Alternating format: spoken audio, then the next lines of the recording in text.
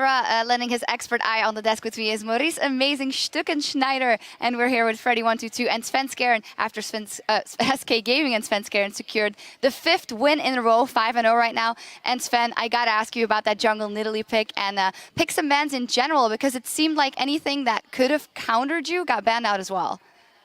Yeah, we didn't really plan to ban Lee Sin, but since they banned Jarvan, we thought, okay, it might be good to ban Lee Sin, because then I could play Nidalee with no really fears. How do you think it worked in the team comp, Maurice? Because you said, well, it's really strong in the beginning, but mid-game they might have some troubles. All right, so early game, obviously, you had a lot of impact coming in from Sinsgun, where he basically invades Luex, but I guess you scouted out his jungle path from his earlier games, did you?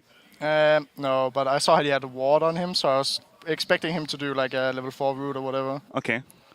So, like, his early game impact was obviously great, and like coming into later stages of the game, like Nidalee kind of loses like kind of strength. How do you compensate that in a comp? Yeah, Nidalee is really good early game, but late game she doesn't really have a place in the team fights because it's so hard to hit her Q. But since she has the heal, she kind of makes up for it. Okay. We also saw you switching to, you weren't going to build an hourglass, and then all of a sudden you did. Is that because of that one team fight at Dragon that you realized, oh, damn, I'm getting blown up? I had like a really bad base with like a weird amount of gold, so I just built like, okay, I had money for a blasting wand, so I want like as much damage as possible. But then later, okay, they had a set, Lysandra and stuff, I need a hourglass. Freddy, how was the game from your point of view? Because all the attention was going to that Nidalee and actually the bottom lane a lot. You were kind of left alone versus that Lysandra. Yeah, it was a pretty peaceful lane, I think, for the first 20 minutes. I didn't really feel involved, but after I just tried to roam for dragons. I mean, Lysandra played the lane really well, and he got the teleport, he got the kill bot as well, so it made it hard for me to actually win the lane. But yeah. Maurice, you were bringing up that maybe if H2K grouped earlier and team fought, they could have gotten the edge.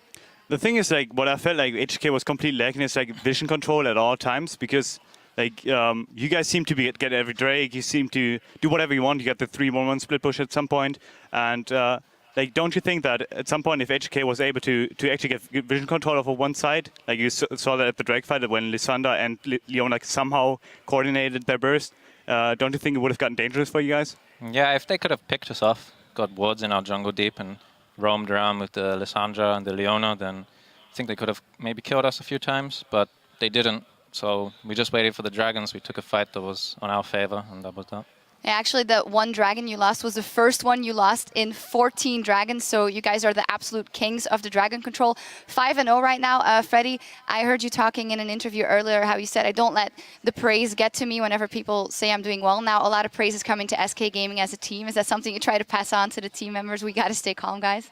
Yeah, I think some of us are more humble than others, but for me personally, I try to always respect the top laners, especially some of the new ones that are coming, like Odoame this game, and Vizicachi. I think they got a lot of talent. So yeah, I don't let that affect me if I can. Mm-hmm. So how did your by far best bot lane actually handle the 2v2 death? I think they were a little bit frustrated because they didn't expect so many ganks, but they just had to work through it. Teams can do that, it's part of the game, so you have to adapt around it. Final question. In week 4, you guys are playing versus Fnatic. We actually had the coach here earlier who said that you guys had some traits that could be exploited by them, possibly. Are you looking forward to that matchup already? Because that'll be the top of the table clash, Sven Skjern.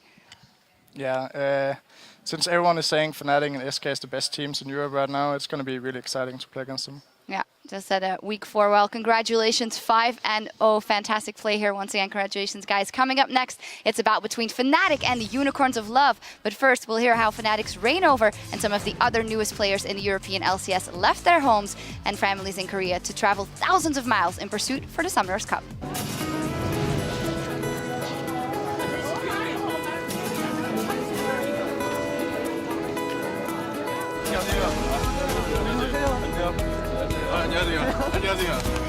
항상 전부터 한 번쯤은 외국팀에 나가가지고 수련 생활도 해보고 싶었고 한국이다 한국 서울이다. 한국에서 프로게이머 생활을 오래 하다가 좀 색다르게 경험해보고 싶어서 유럽에 오게 됐습니다. 당연히 혼자 오는 것보다 이렇게 같은 한국인이랑 같이 오는 게 정말 편하다고 느낀 게 그리고 또 영어도 잘해서 뭐 만약에 저만 혼자 왔었다면 어디 공항에 남았지 않았을까 싶기도 하고 프나틱 선수분들은 여기 온 지 얼마 안 되고 저랑 아직 안 친해서 잘 모르겠는데 좀 지나고 나면은 많이 편할 것 같아요. 한국인이 있어서. I feel comfortable like to have like young brother beside me because like I just feel better than alone.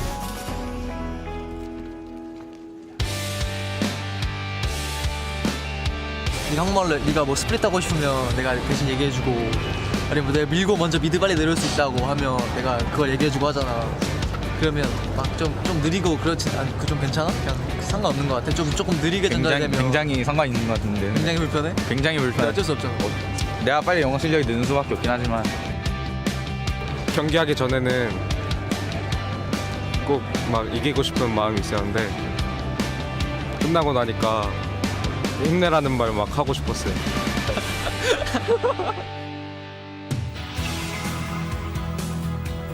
One day I have to go back to Korea and then have the military service. So like I just feel more kind of pressure because I just have a limited time to perform and then I want to use this time like efficiently. 뭐 대한민국 남성으로 태어났으면 당연히 군대를 가야 된다고 생각하고 일단 누구든지 당연히 대한민국 난자라면 생각하는 게 군대일 것 같아요. 사실 KT 나오고 나서 한 3달 정도 후에 군대를 갈 생각이었는데 저랑 친한 인색이랑 제로가 롤드컵에 막 나가서 준우승하고 하더라고요. 그래서 저도 한번 나가고 싶어서 좀 미루고 군대 가기 전에 한번 롤드컵 무대를 밟고 싶은 생각이에요. 며칠 전에 저희 한국에 있는 집으로 신검 보러라는 그런 편이 왔는데 그래서 빨리 좀 그 프로게이머 커리어에서 좀 눈에 띄는 그런 경력을 좀 세우고서 군대를 가던가 해야겠다는 그런 마음이 들고 있어요. It has been like 1 month that I come to Europe. I just miss my family and then my friends in Korea, but I like people here. I just like this place. It's so fun and then it just feel comfortable to me. I'm just so happy.